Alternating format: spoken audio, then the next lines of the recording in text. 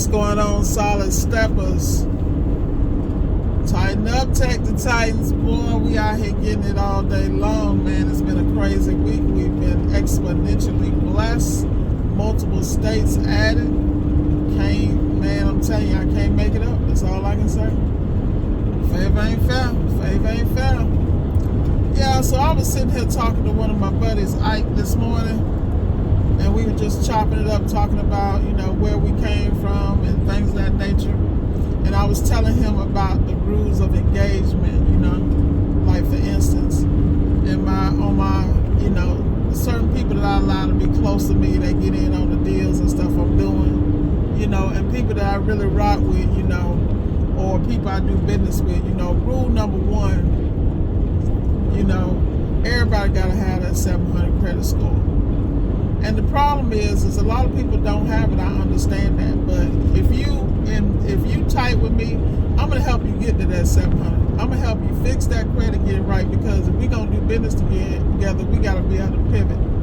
Number two, you're gonna have to have an 80 Dun & Bradstreet score. Why? Because when we go do deals, we gotta have that. Your Experian and Equifax business score is gonna have to be on point. I'm gonna show you how to get there for free. You feel me? Because you on my, we do business together like that. Like if we doing investments together, it don't do me any justice for the people I do business with to be struggling, And the reality is, I'm not gonna do business or get with people who don't have their stuff together or don't have the ability to. And that's the difference between me and so many people, because, people don't understand when you do business, it ain't about the money or coming to the table with the money. You can have the skills, you can have this, you can have that. But I ain't with the wolf tickets. That's why I don't need no new friends. And, like I tell people, the bigger I get, the quieter I get, because the reality is some things you don't even talk about. You just let them show. Let them show. People who tight and close to me, they know the things that are happening. They're seeing it in real time. They're supporting me in my moves. They're celebrating me more than I'm celebrating me. And that's the kind of people you want to be around. People always ask me about the secret sauce. Every time y'all see me, I'm on the ground. Like I be in classes for myself to enhance my ability to do business the proper way, to streamline my services, to automate things so that I can continue to be able to be on the road and do what I need to do and push myself to the next level. Even on the Zoom calls, when I'm in the middle of classes that I'm taking from other people that I learn from, I'm always on the road. I'm always doing something. I'm either working out, on the road, next, I'm doing what I got to do, because I'm very clear that standing still ain't getting your ass nowhere. And this is what I try to explain to people. People ask me questions about, well, how do you manage subs? How do you do this? First of all, manage you. You got to work on managing you, your processes. If you can't manage yourself as a one-man shop, how you going to manage somebody else? How you going to help them out them tight spots when they get stuck on the appliance or misdiagnosed something or didn't get all the information up front, like whatever it may be, because this is business. Things are going to come, hiccups are going to come, but how you going to move? It kills me how it's people that's always trying to finesse you out of something. And it's sad, because the reality is you just ask, all they can say is no, but at least come with a proposal how you stuff together. Like prime example, we've been able to expand exponentially recently because we know how we don't have to say no. We just figure out how to get it done. People are like, well, how you going, blah, blah, blah. Time I hear how you going, the conversation over, because anybody that know Miss Ward, I never say how I'm going to do it. I say, okay, let go. Because I know the answers will come, and I understand the processes and infrastructure that needs to be in place, because I'm serious and intentional about how I move will also present itself. What I found in my experience is when I lean on people who are less qualified, less confident, and don't have the same drive, I get let down, because I will run over their ass. And it's not nothing personal. That's just my personality, because I'm driven, and people are like, why you work so hard? Well, there was a time in my life I couldn't. There was a time my hands were tired because I had certain responsibilities. Man, let me tell you, I call this catch up.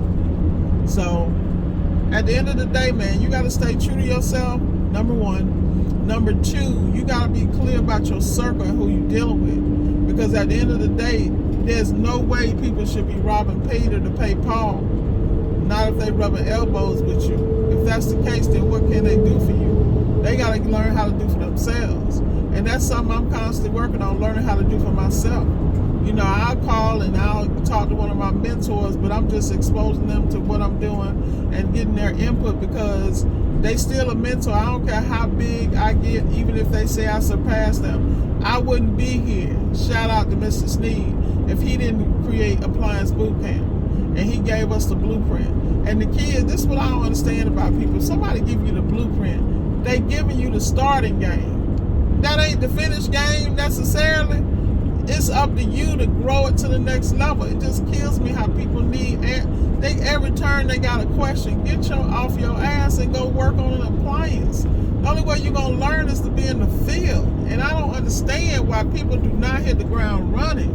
Because you got to get past your fear.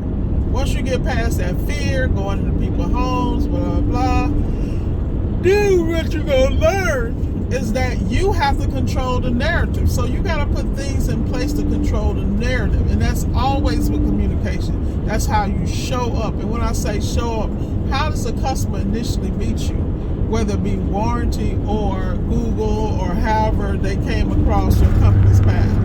And how did you control the reflection and how you were presented to them? It's all in how you move, man. I keep telling y'all, you have to take control of your life. You got to take control of your business. And most people, they just running buck wild in their business. They running behind paper, and then by the time they catch up with that dollar they was trying to get, they done lost 90 cents of that dollar trying to get there.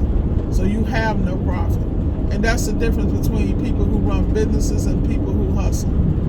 Period. You know? Like I was talking to Ike this morning, you know, we were having a conversation about how it's so easy for people to stand outside somebody else's business or situation and speculate, and then they ain't nothing. You know, so at the end of the day, God is good all the time, man. I just got a text from one of my subs over in Savannah. Phenomenal job, sir. Phenomenal job. It's all about doing business with people who represent your company properly, because they represent their own company properly. See, that's the game. That's the only game it is.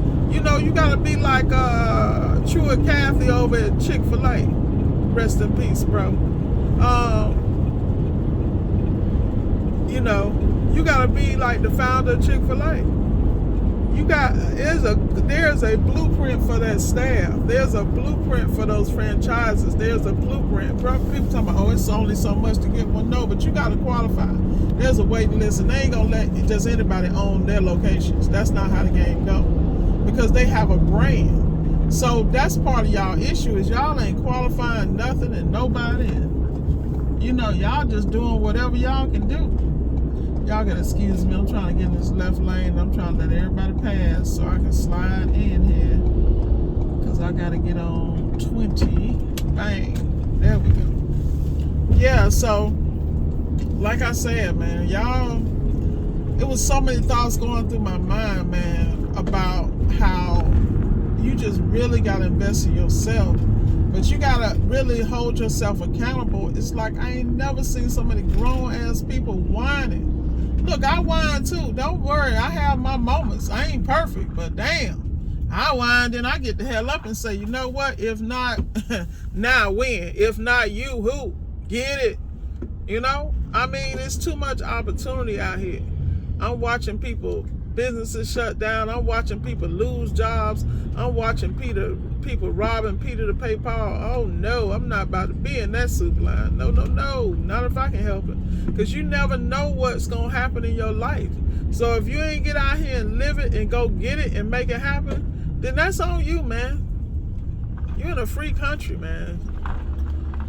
And it's people who have had more challenges than you that's out here doing it. Why are you not doing it? All y'all gotta do is look in the mirror, man. Take inventory of your life, audit the circle, and do what you gotta do.